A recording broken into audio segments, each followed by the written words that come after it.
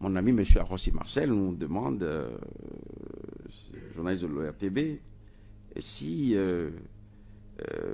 parce que Sa Majesté le roi Alexandre William a abordé les questions de sécurité, c'est vrai, c'est une préoccupation, si dans les prochains jours nous aurons des forces néerlandaises.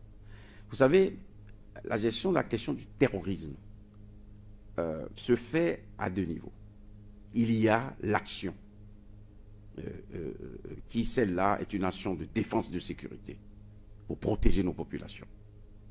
Mais il y a aussi l'action de développement à la base.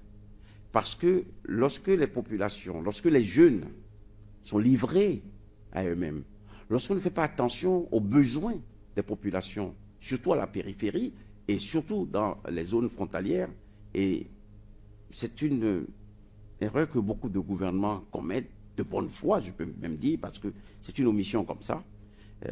On ne sait pas pourquoi. Les spécialistes du développement en parlent. On oublie souvent la périphérie. Mais lorsque les jeunes sont abandonnés, livrés à eux-mêmes, ils deviennent des cibles faciles pour les enrôlements par des groupes malfaisants. Ils deviennent des candidats potentiels pour des cellules dormantes du terrorisme et pour des actions inacceptables. Et l'on voit souvent d'ailleurs, ce ne sont pas des vieux de 60, 70 ans qui sont souvent pris ou neutralisés, pour parler en termes militaires, dans les attentats. C'est des jeunes. Alors, là où avec les Pays-Bas nous allons travailler, c'est ce volet-là. Le volet d'accompagner des actions de développement à la périphérie, de créer des opportunités de travail, de créer des opportunités d'action pour les jeunes, pour les populations locales. C'est là, et c'est une réponse qui est fondamentale, qui est importante lorsque vous luttez contre le terrorisme. Je l'ai vu ailleurs. Si vous réglez la question sécuritaire militaire et que les gens n'ont rien à manger, ben, les terroristes les recrutent facilement. Mais lorsque vous réglez aussi ce problème-là, la subsistance, les moyens de subsistance, c'est pour cela d'ailleurs que le gouvernement a mis en place, d'abord que le président a nommé un haut commissaire à la sédentarisation, pour régler déjà ce problème entre les éleveurs et les agriculteurs, pour voir comment on améliore les conditions de vie dans des régions un peu éloignées où, pris par la gestion du quotidien, on ne se rend pas compte que les conditions de vie sont difficiles. Il y a des réponses spécifiques à apporter dans ces régions-là. Et pour ces réponses-là, pour le développement à la base, nous avons, j'ai des conversations déjà, j'ai eu plusieurs conversations avec Madame l'ambassadeur, pour que nous allions dans ces directions-là avec d'autres pays, dont y compris la coopération néerlandaise, pour apporter des solutions. Certes, nous avons une coopération militaire avec d'autres pays, mais nous allons vers chacun des pays selon ce que j'appellerais une règle de répartition des tâches. Comme disent les Anglais, division of labor. On répartit les tâches. Alors, vous avez dit qu'on fait croire aujourd'hui qu'il y a ici la présence de Barkhane, les forces françaises, etc.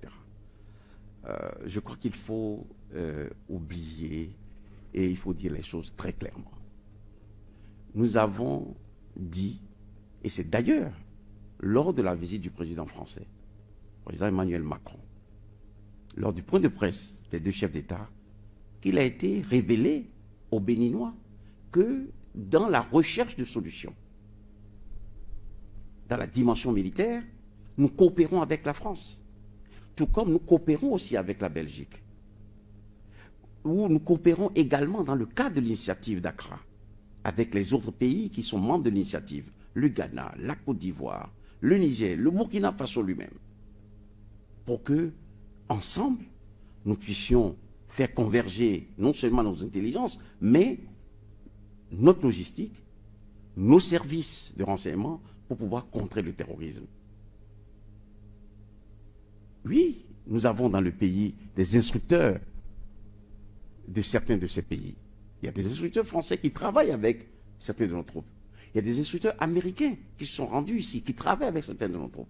Il y a aussi des instructeurs belges qui viennent dans le cadre de programmes de coopération que nous avons signés normalement.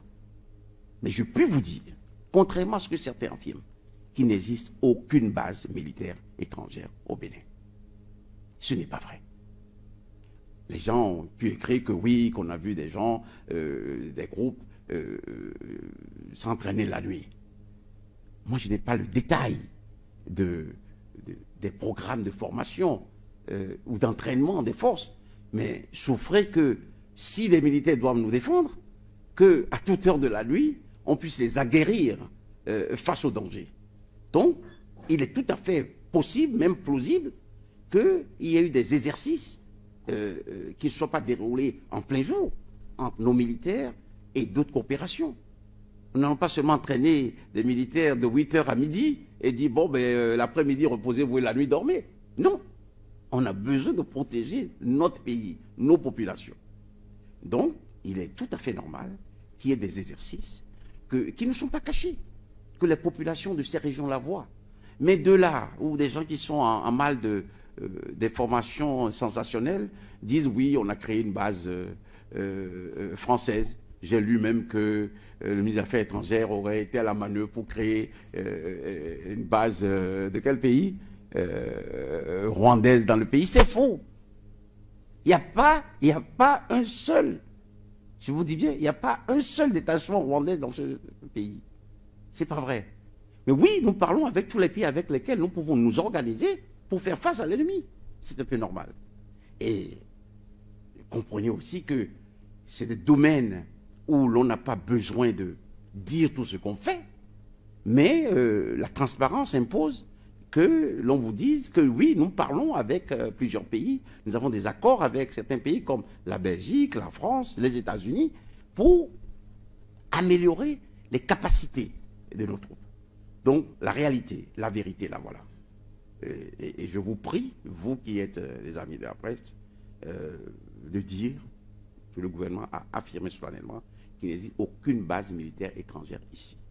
Si on a vu les troupes aller au port lorsque Barkhane se repliait du Mali, c'est juste des accords de transit.